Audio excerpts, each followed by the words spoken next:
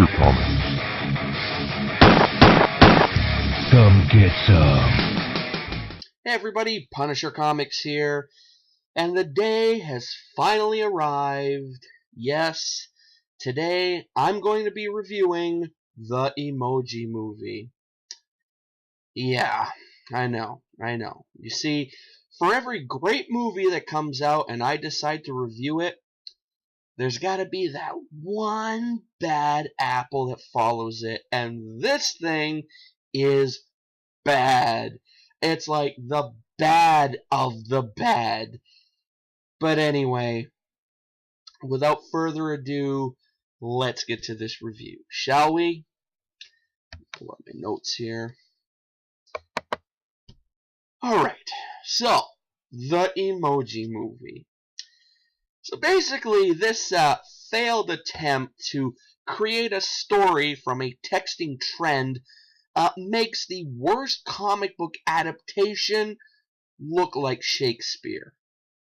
I mean, the script is entirely predictable despite making absolutely no sense, and it not only fails to entertain, I believe strongly that it will leave some of you out there legit sad. Yeah. So, set in the world of smartphones, T.J. Miller voices a character by the name of Gene, who is a meh. The emoji one sends to express disinterest. So Gene and his meh parents, voiced by Stephen Wright and Jennifer Coolidge, who bring the film to a screeching halt with their agonizingly slow delivery. And don't get me wrong, I'm actually a fan of Steve Wright because I really like his monotonous one-liner stand-up stuff. Excuse me. But after hearing him in this movie, this was one of those flags where I was just like, oh man, come on, Steve.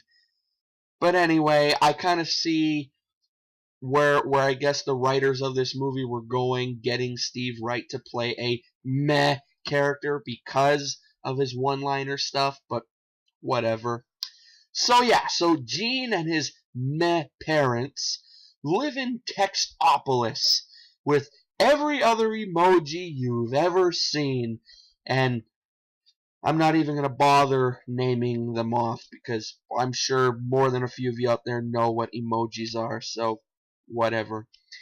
So, the emoji wait to get used by the phone's owner, a teen by the name of Alex, and are living embodiments of whatever the heck they look like. So, basically, this is a double-edged ripoff of Toy Story and Inside Out set in a mobile Tron, but missing any of the internal logic or creative pizzazz of those other better films. Yeah. So Gene has a typical lazy story arc. I'm going to make a correction here on the fly. So Gene has a typical lazy story arc. I mean, he yearns to be an individual and not just a meh. With his new pal High Five, who's voiced by James Corden, who just wants to get back in the favorites section of the phone, and Jailbreak, voiced by Anna Faris, who actually in this role is channeling Wildside from the Lego Movie. They head to the phone's wallpaper in the hopes of finding Dropbox and making it to the cloud. Yeah.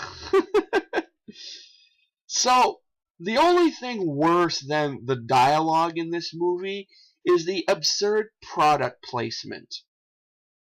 In addition to writing the Spotify streams to make it all the way across the phone, damn, another spelling mistake. There are a few glimpses hawking crackle, a streaming service no one uses, but just so happens to be owned by the same corporate entity that is distributing the film. Coincidence? And also, it's bad enough to waste Sir Patrick Stewart as the voice of the gag-prone Poop. I mean, when we first see him, his line is, "Just doing my duty." Haha. But the worst stench comes from the fake girl power rhetoric from Jailbreak. I mean, any kid will recognize just how phony it is to halt would-be adventurers to hear lectures about believing in yourself. And how even more phony it is when the character chucks all her ideals to keep the plot moving. So sadly, market saturation will prevent this from being the bomb it ought to be. So be ready for probably the fidget spinner movie or some other steaming pile in the future. Because with this being put out, I could just see it over the horizon now. Something along the lines of, yeah, fidget spinners or something dumb. And overall rating of this movie, not even worth giving a rating. But if I had to rate this movie, I'd say this flick gets a big fat 0. And that's it. That's all you're getting from me, and my thoughts on this Emoji Movie. Now, I apologize right now if I'm not my usual gung-ho, everything is awesome, everything is amazing self. It's just after watching this, I was just like, WTF. I was like, what the hell did I just watch? Now, I understand, as much as I dislike this movie, as much as I sound like I'm borderline, just not borderline, I sound like I am just dragging it through the mud. I do understand that there are probably a few out there that actually like this movie. And I will say this, if you did, I am 100% cool with your thoughts and whatnot, because I believe everyone, has a right to their own beliefs. So if you guys out there watching, the rare few who actually believe this was a good movie, hey, hats off to you. I'm not gonna bash you going, really? You thought this was a good movie? What's wrong with you? No, I'm not gonna do that. That's not me. So, but just, again, myself personally, I did not like this movie. So, what I'm going to do is I'm going to go watch Atomic Blonde again for a second time, and then after watching that, I'm going to gather my thoughts, and then I'm going to put out a movie review that I'm going to feel a lot more happier dishing out to you guys. Sound cool? Alright.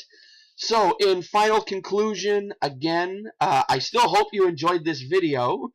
And if you did, give her a thumbs up. But if you didn't, I understand, give her a thumbs down.